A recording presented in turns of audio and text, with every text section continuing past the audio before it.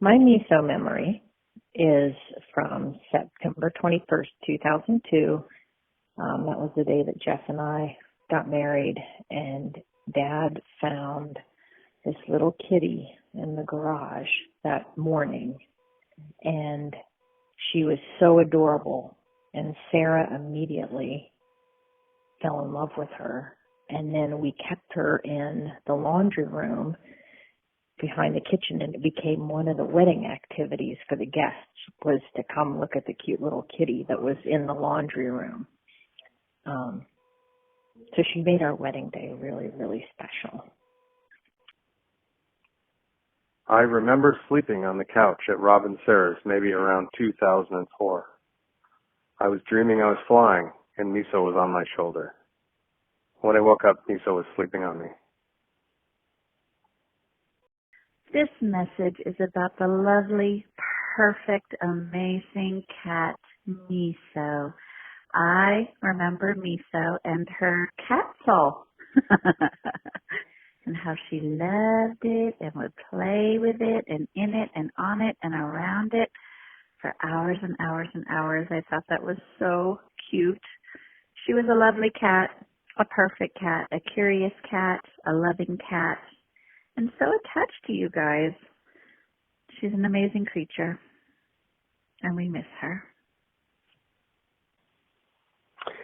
So my favorite Miso story is the time that Rob built Miso a cat castle out of cardboard called the Catsoul. And this thing was outfitted in a very much castle-like way, and she absolutely loved it. She was totally at home, and she was just the sweetest, and that's just an indelible moment in my mind of her and her sweet kindness and disposition and all-knowing creature that just had an extra sense to her, and she loved that castle.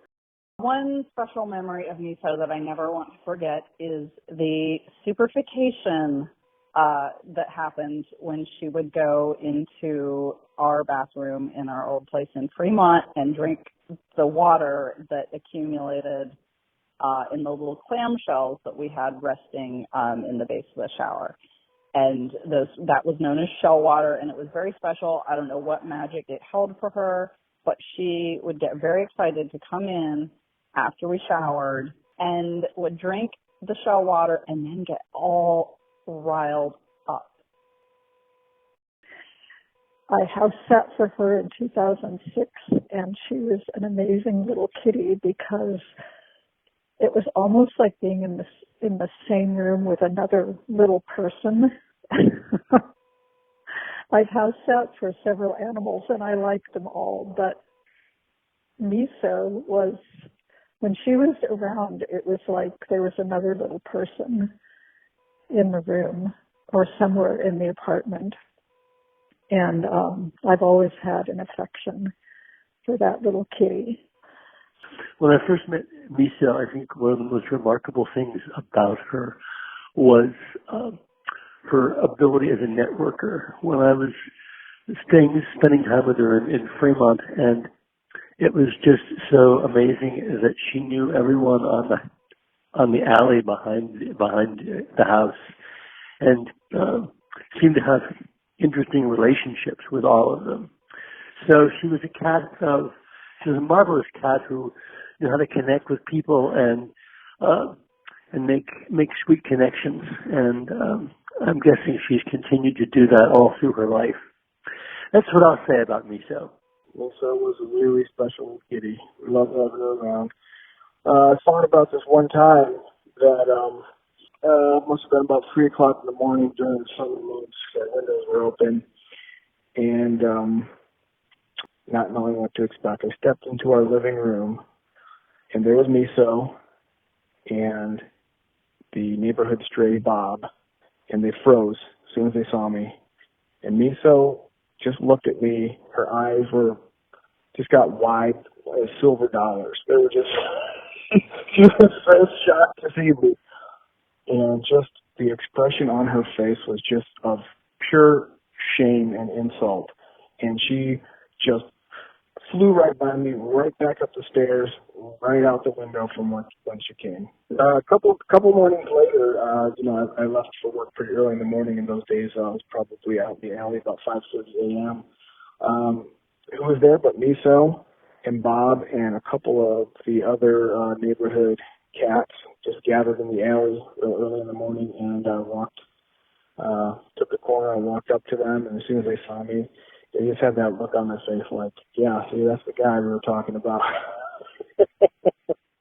My memory of Miso is mostly of her backside, because she would clock me right away as the needy cat lady, who was all about her, and she was way too cool for that scene. So when I'd encounter her out on the brick sidewalk outside your Fremont house or in Capitol Hill, she was very elusive, because I think that's the game cats play when they know that you want it a little too bad.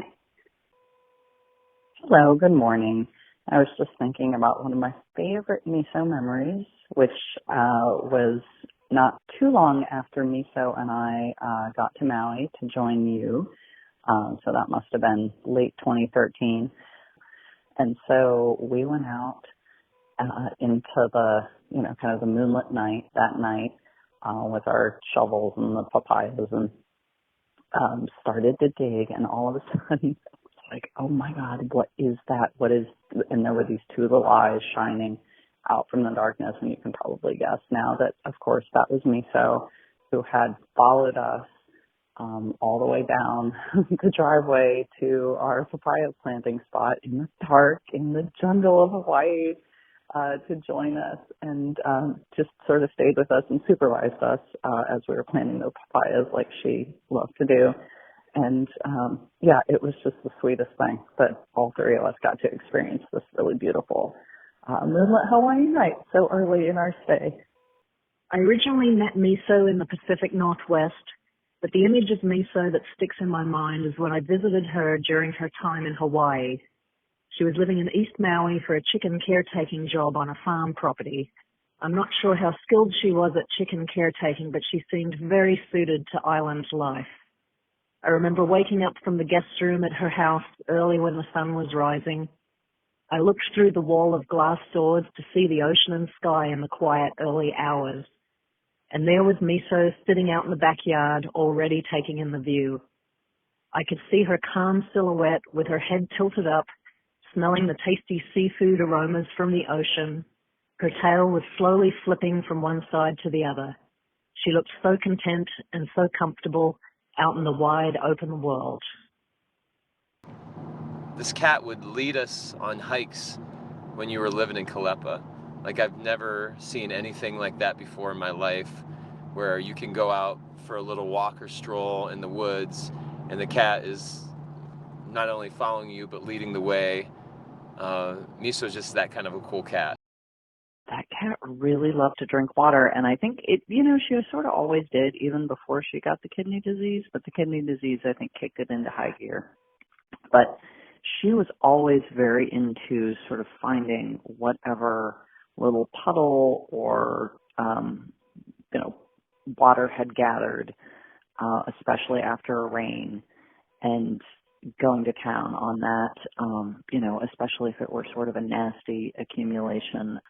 She was really into licking leaves after it rained.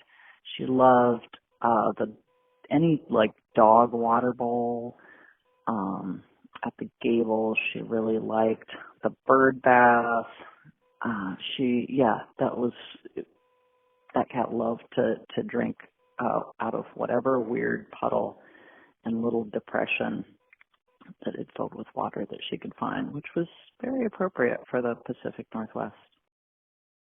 It's really just an observation I wanted to say to you guys about how great you were at being cat slaves.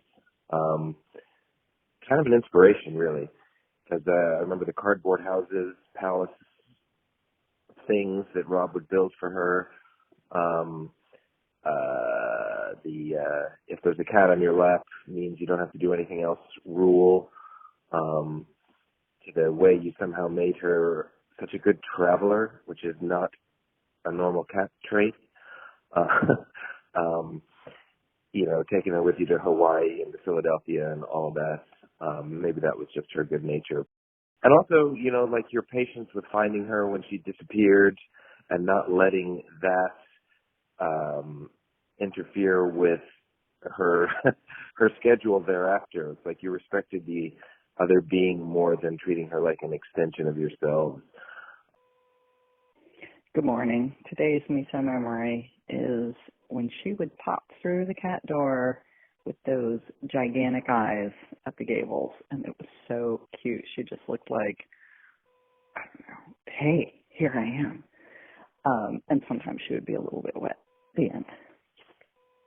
Oh yes, oh yes, oh yes. You could persuade Miso to climb up onto you, into your lap, onto your chest, by singing in a sweet falsetto serenade to seduce her.